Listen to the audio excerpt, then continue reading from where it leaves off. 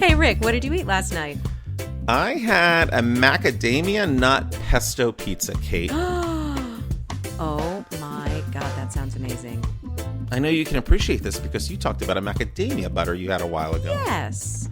And just when I think the macadamia nut can't get taken to a whole new level, it really does. So it was basically a pizza, had a wheat crust, which was a really good, thin, flaky crust, and it had a macadamia nut pesto that was just spread on the bottom of the bread. And then on top of that, it was actually called a roasted vegetable macadamia nut pesto pizza. Okay. Were there any herbs in the pesto? Usually there's something green in a pesto, no? No. Okay. And I don't think so, only because the spread looked like the color of macadamia nut. It doesn't look like it had been altered very much. Cool. And then on top of that, they put all of these roasted vegetables. And here's what was great. I'll tell you what the vegetables were. There was zucchini, summer squash, carrots, onion, green and red pepper, and then it also had goat and Parmesan cheese on top. And the great thing about the vegetables, they were all shredded. So all the vegetables were really light. And, a lot of times when you pick up a vegetable pizza to eat it, everything just slides off. Yes. And it's bulky. You have to eat it with a knife and fork. Yeah. Totally. You'll get the whole artichoke, or you'll get the whole piece of red pepper. But the fact that and the way they mix it, it's like they shredded all these things and put them in a bowl and mixed it all up. So that everything was spread throughout the entire pizza. And then on top of that, those vegetables is where they put the goat cheese and the Parmesan cheese. And let me tell you, it was amazing because of the flavor of that macadamia nut and what it does right on the bread. That sounds really incredible. Now, I have a question about, you said it was roasted vegetables. So did they shave them first and then roast them, do you think? Let me look here. I'm sorry, my mistake. It was oven roasted butternut squash. Oh. And then everything else, zucchini, summer squash, carrots, onion, green and red pepper, those were not roasted. They were just shaved on. Raw. And cooked on top of the pizza. I see. Okay, got it. Okay. So they can cook really quickly because everything's so super thin. Totally, and how cooked does any of that need to be? Yeah, and I think the summer squash has helped to add a little bit more flavor of like a sauce thing because it's really soft, and malleable. So great. That sounds so good. Yeah, super tasty. How about you? What did you eat? I had a Mexicali quinoa bowl with tofu from a chain we have here called Protein Bar. Protein Bar and Kitchen. That sounds good. Yeah, it's like healthy fast food, basically, is what they're going for, and salads and wraps and quinoa bowls, and you could get riced cauliflower instead of the quinoa. And I got the whatever the Mexican-ish one was that had various greens and beans and stuff in the mix, and it was incredibly tasty. And it was good because I had a stomach bug, so I hadn't eaten really in a couple of days, and so I was looking for something that was going to be nutritious but easy to digest. And I picked this, and it was terrific. And the tofu, I love tofu if it is in a certain parameter. There's certain... Define your parameters, please. Well, I actually realized that I sometimes don't mind mushy tofu in some dishes. Like mapo tofu is always mushy, and that's just the nature of it, and I do actually like that. So there are times in which I don't mind mushy tofu, but normally I like it firm and crisped up and seasoned. And there's a reason we're friends. Yes, exactly. And it was little tiny cubes of marinated, roasted... It wasn't even fried. It was roasted, seasoned, delicious, beautifully textured tofu. That sounds amazing. Yeah, the tofu is the only reason I'm even mentioning it on here, because it was noteworthy. And I was like, gosh, I wish I could make tofu like that. I wonder, it probably had a ton of fat in it, which is why it was tasty, but it was still really, really, really good. And as we know with tofu, it's all about the seasoning. It's all about what you do to it. Yeah. It felt like it would be easier on my system than meat, given how I was feeling, and I'm sure I was right. Yeah, totally. Wow, that sounds great. Yeah, it was great. Hello, and welcome to another episode of You Won't Believe What I Ate Last Night. I'm Rick. And I'm Kate. And this is our ongoing conversation about food, health, weight management, and our endeavor to be and stay healthy in a really tasty world. With love, kindness, and compassion towards ourselves and others. We are so excited about today's show. We are talking about grains. Now, Kate, before we get to grains, can I tell you something? Of course. I was getting ready to go down an escalator today, and I can't believe you really are going to tell this story. I thought you were joking when you said you were going to tell this story. I love it. I figured, why not? So, and I'm rushing, and I'm like, oh, I got to get down the escalator. And I go and I put my hand on the handrail, and I go to step, and I'm like, oh, right. Look at the steps before you get on an escalator. So I look down, and as I was starting to step, and I literally could not see the step in the elevator because my belly was in the way. Because I'm just like, I've been walking the whole day with my pelvis a little bit more forward than I usually do because I was tired. Mm-hmm. And so I just felt like there I am just waddling up to the escalator. So I go to step. I look down. My belly's in the way. I can't see the step. So then I'm like 90-year-old man. I grab both sides of the escalator. I'm like, oh my God, hold on. I'm going down. Oh my God. Did anyone come to your rescue? No. As soon as I grabbed both sides of the handrail, someone was like, excuse me, and rushed right by. Oh, good. I'm glad that was their response instead of being like, are you all right, sir, who appears to be falling on an escalator? Instead. I've been eating so not awesomely lately that I just feel like, here comes Rick waddling through the metro. Totally. And that's that feeling that I always refer to as being sausagey, just feeling like everything is just like out. Yeah. Totally out. Yeah. So all the more reason we're going to talk about the importance of grains. So in all serious aside, I'd like to start on a serious note if that's okay with you. So I have an important question for you and Kate. So when it comes to quinoa, are you going to say it's a seed or a grain? Where do you stand? I've given that some thought. I thought you would have. It's a seed, but I feel like we might be venturing into the territory of tomato is a fruit, but we treat it like a vegetable and we don't always have to insist on the fact that it is in fact a fruit because it doesn't matter because it behaves as a vegetable. So I feel like it's time for me to let go of my attachment to the fact that quinoa is in fact a seed, not a grain, and just put it in the grain category even though it's not accurate. This is why we're such good friends, because I'm thinking the exact same thing. I'm through with the whole conversation. And I'm also through with people who they want to be so corrective. It's a seed. I'm like, I know. Exactly. Technically, it is. I think it's time. And I want to be that person, and I have to bite my lip every time. Totally. And so it's time to let it go, just like I don't correct anybody who talks about a tomato as a vegetable. I will no longer correct people who talk about quinoa as a grain. Because, as we will learn later in the episode, it functions as a grain. And I'm really going to start to think of a seed as something you plant. A grain as something you shove down your mouth. Okay. Not exclusively. Although there's seeds on the outside of a strawberry. It's true. But when it comes to the quinoa thing, that's where my mind's going. Mm-hmm. Well, and that's our show for today, people. That's it. We're done. Bye. Thanks for listening. We solved the really big questions. Okay, so Kate, let me ask you, what are your favorite grains? Ooh, well, my current favorite grain, and I do feel like I go through phases, is farro. And I've been on a farro kick probably for at least a year, as that being my favorite whole grain or any kind of grain. So that is my favorite. Although I would have to say that the way that I eat grain the most is in sprouted grain or sometimes homemade whole wheat bread. Totally. So you do make probably, a good bread. Yeah. You know what's weird though? The last few times I've tried to make bread, it's been a disaster, and I'm not sure what happened. What? So I know. So I've kind of bailed on making my own, and I buy this really good quality sprouted grain wheat bread from Trader Joe's, which we're going to hear more about later. What sprouted grains mean. And if I have a piece of that in the morning for toast with an egg, that is like my power breakfast where I will get through a large chunk of the day and feel satisfied and full. There's something about and butter. There's going to be fat in there too. So it's the combination of the grain and the carbs in the bread, and then the fat and the butter and an egg. And that's my favorite. So that's probably the way I eat most of my grains, is in the form of toast. But farro is my absolute favorite. I love quinoa. Sometimes brown rice, especially brown basmati rice, I'm a fan of. And There's a few others that we'll talk about as we go that I also enjoy. And corn. I guess corn. I forget corn's a grain, but corn also. That's another hot topic I don't want us to get into, Kate, today. There could be so much controversy over corn.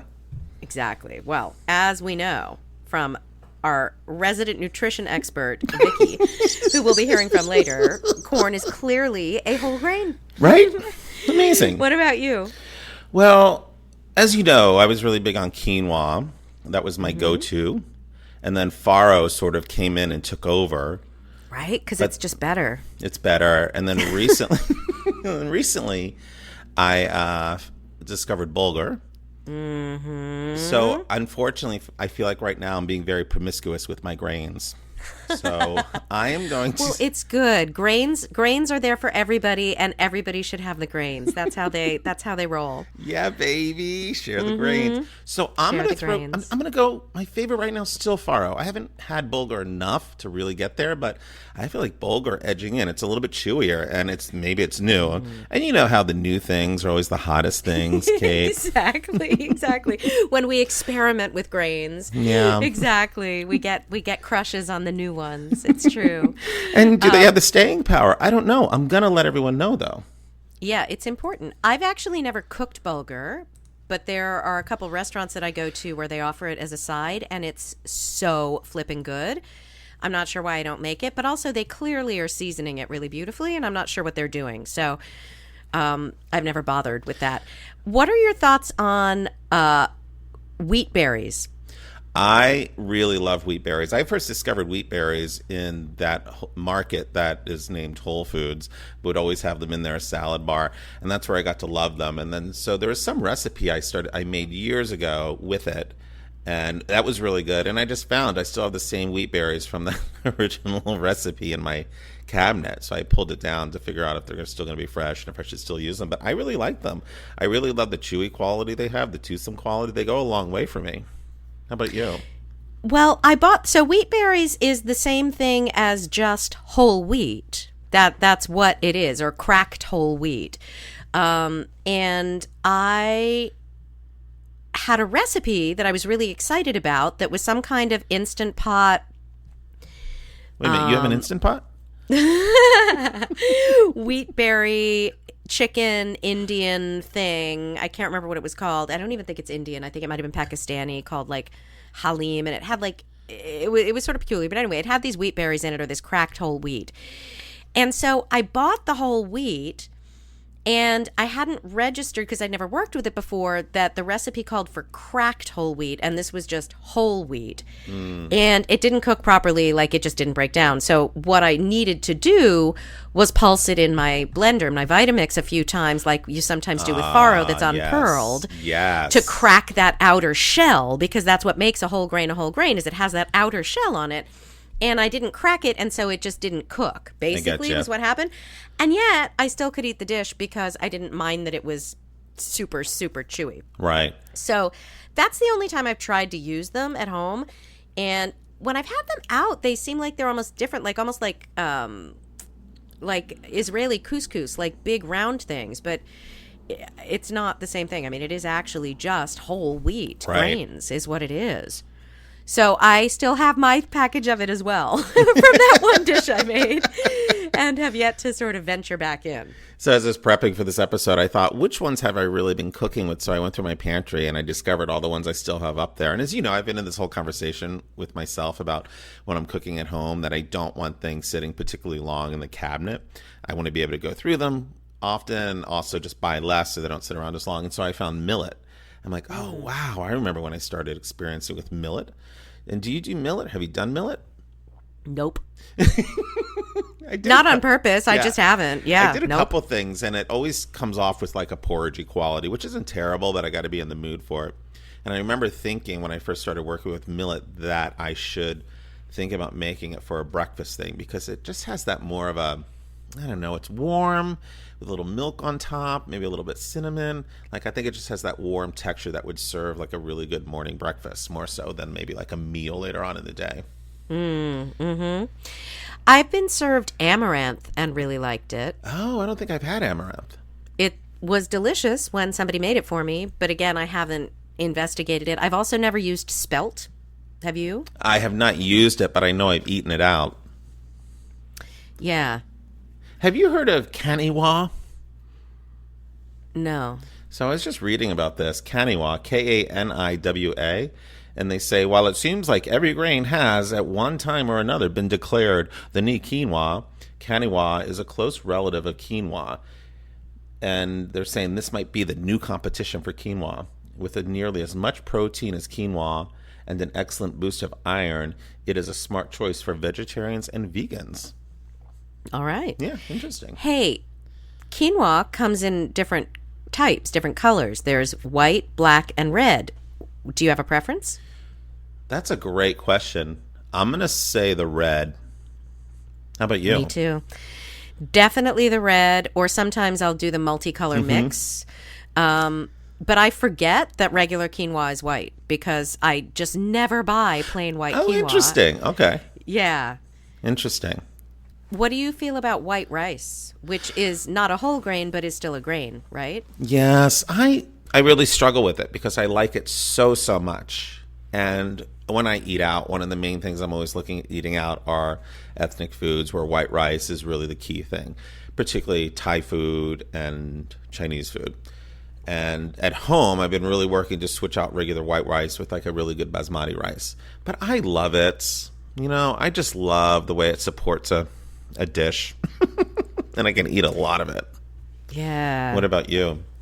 I don't care for it particularly. Really? Yeah, it's really easy for me not to have it. And the only time I will have it at an usually Asian restaurant is because what I have has so much sauce that it requires something to soak it up. Right. But otherwise, I will just pass it. I don't like it. Like, I don't mind fried rice that I've made at home with some, like, leftover rice, which involves an egg and scallions and soy sauce and peas and carrots. But other than that, I don't get it. Oh, that's so good. You're so lucky. I guess. Yeah. Here's a question for you. And I know that obviously this is sort of apples and oranges in terms of one of the things I'm going to ask about isn't a grain, but it's still a sort of carby starch that one has as an accompaniment to a dish.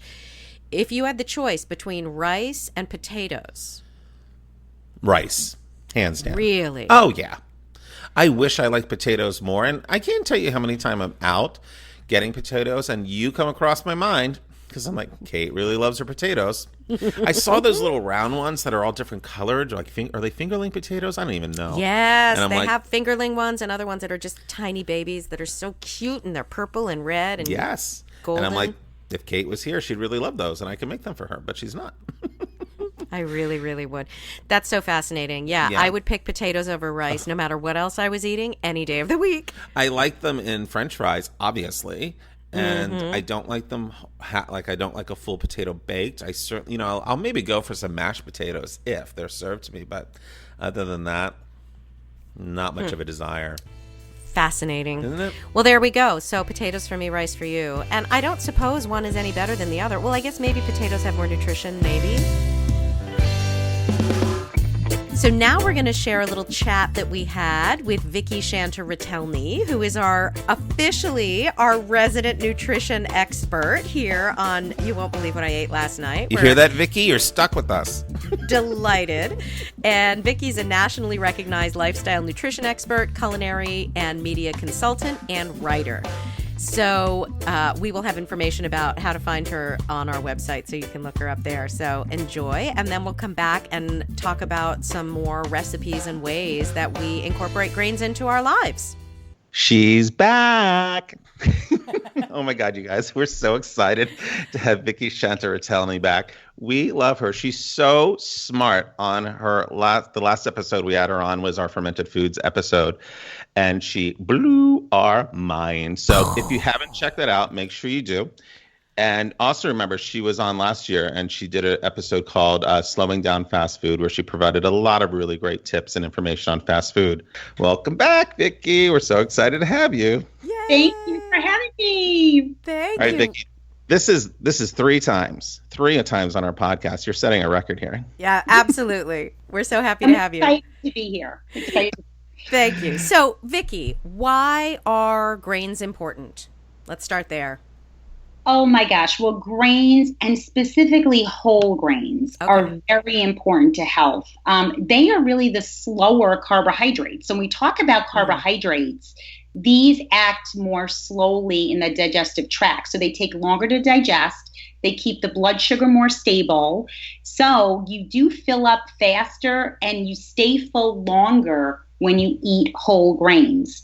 The other thing about whole grains is certain ones can keep cholesterol levels in check. So they can actually decrease that, bad LDL cholesterol. Some can help elevate the good cholesterol. And they keep your digestive system humming along well. So, there are fibers in whole grains, and fiber is so beneficial for digestive health. Mm-hmm. What defines a whole grain? What makes it whole? So whole is it has the bran, the germ, and the endosperm. So there's a whole package to a whole grain. Mm-hmm. So it has all the parts of the grain. So it has the bran, the germ, and the endosperm, whereas a refined grain only has that endosperm. They've stripped away the bran and germ layer. So you're not getting the health benefits of all these three layers together when you have a refined grain. Why do they do that? Well, because from a flavor standpoint, from a processing standpoint, they may want to make refined grains. Okay. Some refined grains are enriched with vitamins and nutrients in different countries and cultures. So that's a form of nutrient enrichment for a lot of. Okay, thanks. There may be some reasons, but from a taste profile, some people prefer refined grains to whole grains. Got it. Thanks. Yeah. Yes. And is whole what we should be looking for on any packaging? It just simply has to say that? Well, this is the tricky part. Many times you'll see a package and it will say, whole grain bread, whole grain cereal. If it just says that on the front, really you want to flip it over and look for the verbiage in the ingredient statement. If it says whole wheat, look for the word whole, then that is a whole grain product. You can be kind of sure about that. If it says enriched wheat as the first ingredient, it's not whole grain. So you want to look for the word whole. The other thing that I love is the Whole Grains Council created a stamp. It's the whole grain stamp that will tell you if this product is 100% whole grain. There is a stamp that they will have on the product. No, not every product. Some products do not have it, so I would check the ingredient statement. But over a decade ago, this Whole Grain Council created this stamp for people and consumers to be able to identify which products are whole grain. So it will say 100% whole grain stamp. Some products are only, 50% whole grain, so it may denote that too. If a product says 100% whole wheat, it's probably a whole grain. You want to, it is a whole grain. So you want to into what they're saying on the labeling, and specifically in the ingredient statement on it, and look for that whole grain stamp too. That's a great tip, the stamp, because I love there's a certified humane stamp for meats and eggs and stuff, which I always look for. So now I'll add the whole grain stamp to it for ease of spotting if I'm looking for that. So if I didn't know better, I think that perhaps people who package things might be misleading in the language that they use. I know that's crazy. It's a crazy thought to think that they might market to trick us, but it does sound like we shouldn't necessarily trust the title, but should look at the ingredients then, huh? I always tell people, take a deeper dive into the product, really look at your labeling and make sure that you're getting whole wheat, whole grain, whole corn tortillas, so you're paying attention to that word whole. What we want people to aim for is 3 servings a day of whole grain. So 3 1-ounce servings. And wow. 1 ounce. 3 1-ounce servings. So a half a cup of dry rice, pasta, couscous, quinoa. The product when it's dry, a half a cup is about 1 ounce. Oh, okay. Strong. So that's a lot. When I tell people 3 1-ounce servings, that's only a cup and a half a day. It's not that much like for the day. A slice of bread is considered 1 serving. Okay, So, then. Yeah. an ounce serving. So what you want to think about, why do we want people to eat whole grains? And really the evidence base is huge on whole grains. There's been a lot of research done about whole grains. They reduce heart disease risk, they reduce incidence of stroke, reduce incidence of type 2 diabetes. They decrease gastrointestinal cancers and also hormone-related cancers. So really, they keep us healthy by preventing disease states. And what people fail to realize, when you think about whole grains, you probably think about fiber, right? Mm-hmm. It's probably what you're thinking about. And carbs. I think of fiber and carbs. And that's why people are scared of them. Yes. They're frightened of these whole grains because, I'm not eating carbs. I'm off of bread. I'm off of pasta. I'm off of rice. And I keep telling my clients that choose the whole grain variety when you can, if you can digest these grains. We'll talk a little bit about that too. But really, you're getting a lot of other nutritional value besides just fiber, which fiber is the non-digestible part of plants. So it actually kind of sweeps through your system and helps rid your body of excess cholesterol or helps you eliminate more effectively. So it's a good thing to be having this fiber. But they also contain a lot of antioxidants. What many people fail to realize, whole grains contain a ton of antioxidants, sometimes more than fruits and vegetables. So they rid your body of those free radicals, which can damage your cells, causing disease states. They have a lot of B vitamins, vitamin E, which is an antioxidant, magnesium, which is a powerful mineral, and iron. So a lot of whole grains contain a lot of iron, which is really important. And like we've seen in recent years, a lot of protein. So quinoa, for example, is a complete protein. And many people that are vegan or vegetarian utilize these grains for their protein source as well.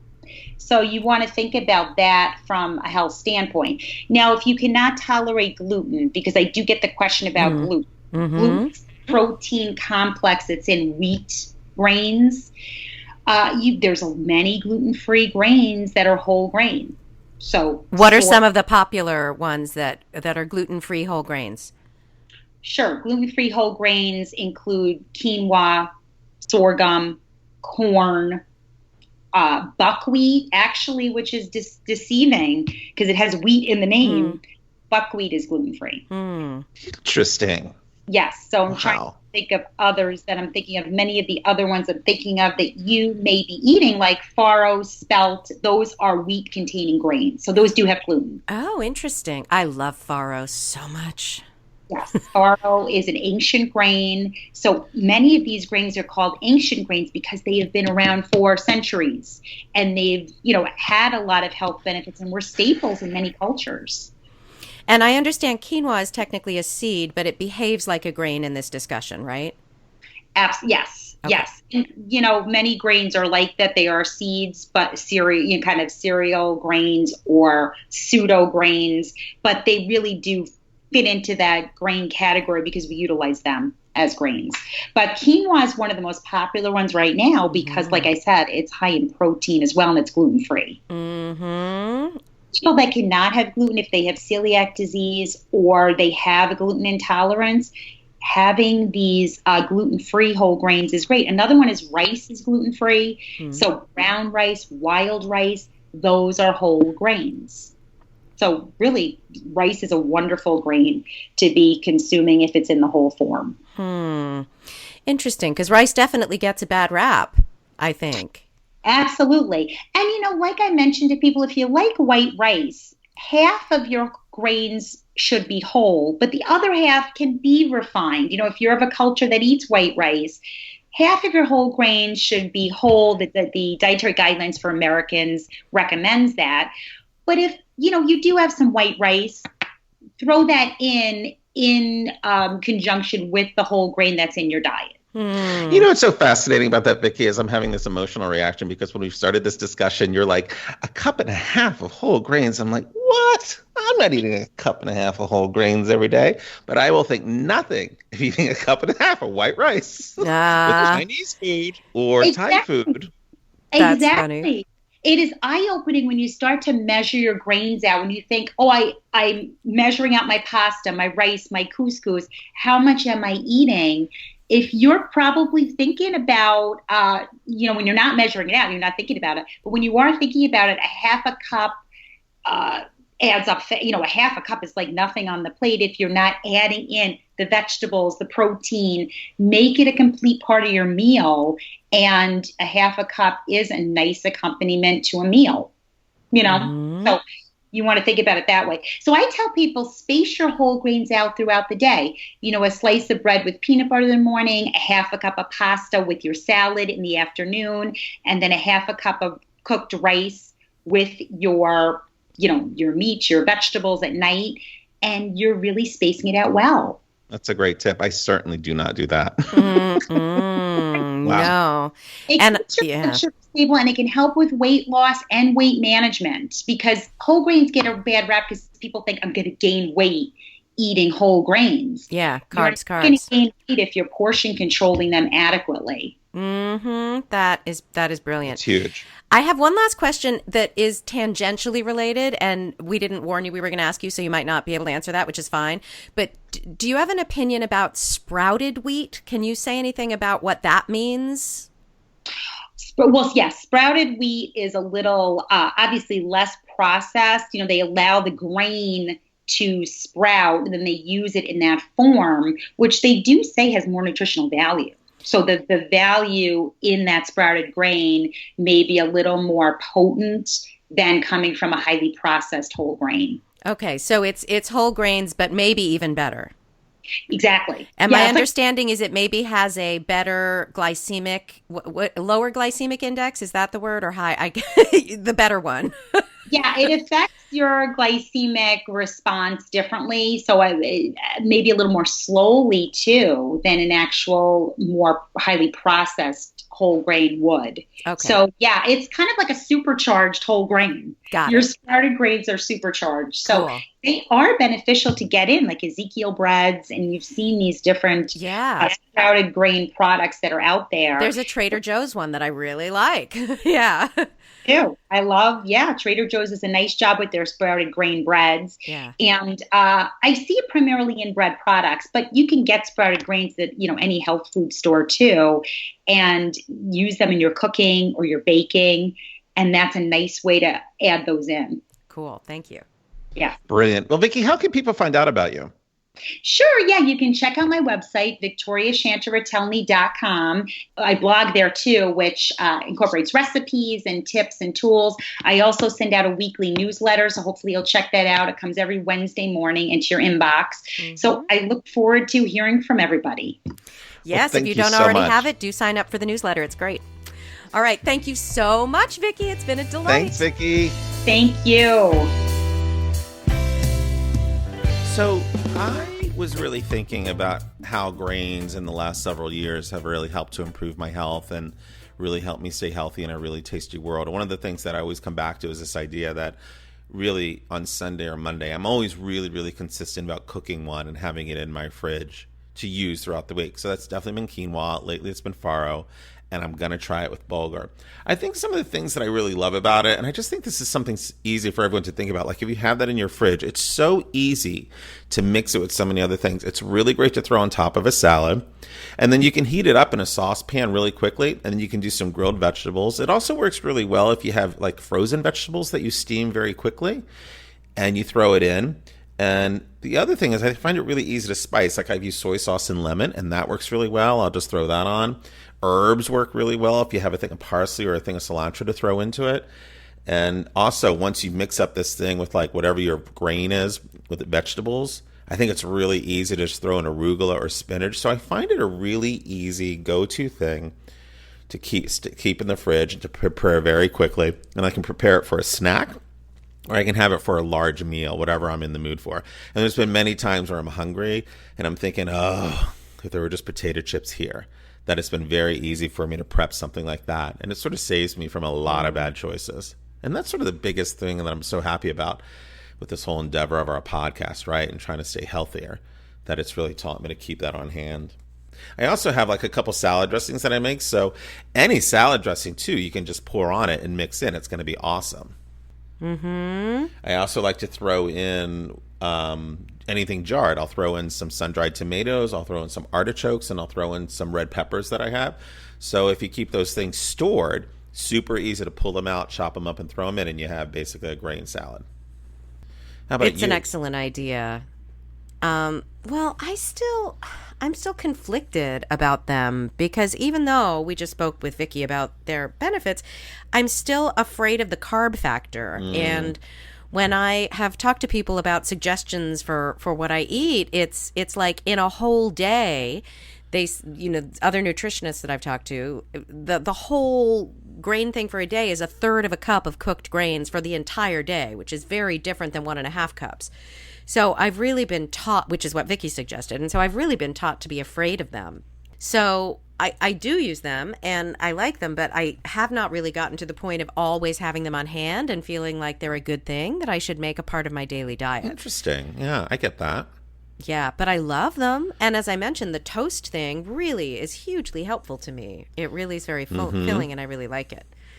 I always feel like the grains, the quinoa in particular, the farro, they're, as we talked about on the show, they're a Popeye food. They make me feel really good right away. Like I can feel them infusing my body with what I need. When I combine quinoa and lentils, which are obviously not a grain, but a pulse, I feel that combination somehow of carbs and proteins really, really speaks to my body. That's nice. Yeah. My favorite... when I make farro, when I do that, when I do just sort of have it on hand, or I make it as a side dish and then I'm going to have it around for salads and stuff, or when I made it for that yummy roasted veggie thing that we made, both of us, I make it in the Instant Pot, and I use some kind of stock or broth, which I think is helpful for any grain. When you're cooking a grain, flavor the water. It makes all the difference. At the very least, get some of that better than bouillon and just toss a dollop of it into the pot. And it is astounding what a big difference that makes. Transformative, yeah. My favorite grain recipe is certainly not a healthy one, but it's farroto. So I love your it's farroto. It's a risotto that you make with farro. And it is unbelievably good. And the one I make has bacon in it, but it doesn't have to. But it definitely has a fair amount of butter and Parmesan cheese. So it negates anything particularly healthy. But oh my God, it is one of my favorite comfort foods in the entire world. I've heard you talk about that so many times. It's me and my mom's thing. And also, again, Instant Pot, the brown basmati rice in the Instant Pot, if you add some ghee and salt into the cooking water, it's the most I've ever liked rice. Because I like brown rice. I like brown rice better than white rice because at least it has a flavor and a texture. But I don't love it either, and it has sort of a nuttiness. But when this with the salt and ghee, if you get it right, I could just eat it plain. It's so wow, good. Nice. It's so funny. This episode just made me think that that's the only way I ever really eat grains. I eat them on salads, or I make a grain salad where the grain is the bulk of it, and then I throw vegetables in. It's so funny. I feel like it makes me think, oh my God, I have to get a little bit more creative. But I mean, it's serving me well right now. My big things are farro as a side dish or accompaniment, and the farroto. And then I will make the brown rice. I make a lot of curries. And so I will sometimes make the brown basmati rice to go with the curry. Have you ever tried quinoa with a curry? Yeah. It's a disaster, isn't it? Yeah. That's such a terrible idea. It did not work out well. Yeah. No, not at all. In fact, there's very few times that I feel that quinoa is not a good substitute for rice. No, not at all. Farro is a good substitute for rice. Yes. How do you think it would hold up in a frittata? A farro or a quinoa? Frittata? Yeah. I don't know. I've never put any grain in a frittata. Yeah, neither have I. I'm just wondering. Now, I've seen people sprinkling quinoa on top of like scrambled eggs, but that's about it. Huh. Yeah, I don't get it. I wonder if there's any pizza pie crust that can be made with farro. Quinoa. Because they seem to be making pizza crust out of everything. Totally. Well, I think quinoa flour is a thing, isn't it? Oh, yeah, totally. So that's how you would go about it, I think, is to Right. make like a proper flour crust as opposed to trying to actually bind cooked quinoa together the way you would with cauliflower. That doesn't seem like it'd be a disaster at all, does it? No. It wouldn't get watery at all. Hey, you use them in veggie burgers. Oh my Don't God, you? are totally right. Yeah. You're right. I have In your this patties and things. You're right. That's another great way to use them. One of my favorites is this quinoa and pea burger that I make that is just so lovely. It has cashews in it and parsley and some other stuff. That's another great way.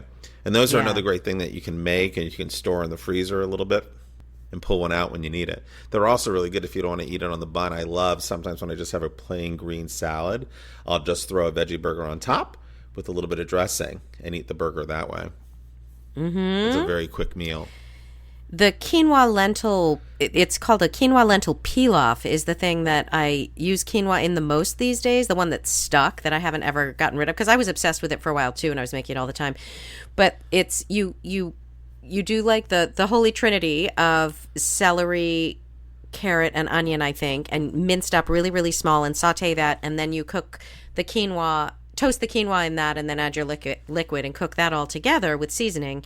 And then you cook the lentils separately, and you put in some garlic and thyme and onion and a bay leaf in the lentils. So nice. everything is well seasoned. And then the third pan is that you toast up riced cauliflower. So I just rice up the cauliflower in the food processor, but you could use a box grater, and then toast it in coconut oil. And then toss all three of those elements together with some chopped toasted almonds and parsley. And it is absolutely the best thing in the world. Wow. Nice. That sounds It's so lovely. good. It's so, so good and so healthy. And that's one of my Popeye foods for sure. Totally. I hope nothing about this episode has appeared grainy to you. I'm kidding, Kate. I'm kidding. Kate's. I just called you Pate. Kate is so patient with my comedy. I love it. I love it. Even when it's awful, I love it. Even when I'm far off, it's really good. Oh, God. Yeah. All right. All right. Quinoa, go along with it. Sorry, that was bad. So despite the terrible jokes, please give us a good rating on iTunes. Help other people to find us. Rate us, review us. Yes, Follow please. us on the social meds. And at the show's needs. And as always, remember our email, you won't believe what I ate @gmail.com. If you have any questions, thoughts, we'd love to hear them. Let us know what you're doing. And if you have with any great grains. ideas for grains, throw them up on our Facebook page. Yeah. Thanks for listening. Thank you.